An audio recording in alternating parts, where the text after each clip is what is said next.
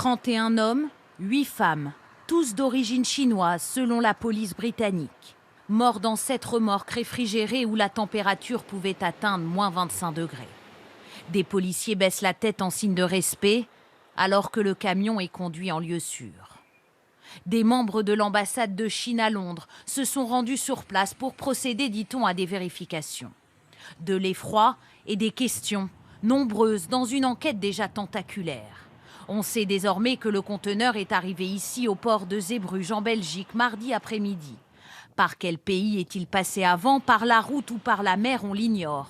Mais comme tous les conteneurs, ils sont contrôlés, parfois même passés au scanner par des agents de sécurité. Ce terminal est extrêmement sécurisé, avec des systèmes de contrôle parmi les plus performants au monde. Je serais très surpris si un conteneur scellé pouvait être altéré ou ouvert ici sur zone.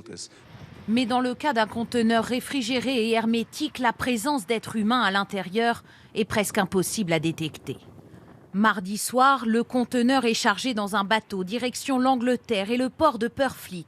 Le chauffeur, un Irlandais de 25 ans arrivé depuis Dublin via le Pays de Galles, récupère le conteneur vers minuit et demi.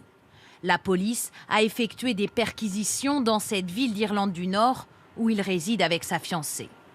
Toute la question est désormais de savoir à quel moment les 39 Chinois sont montés ou ont été placés à l'intérieur du camion.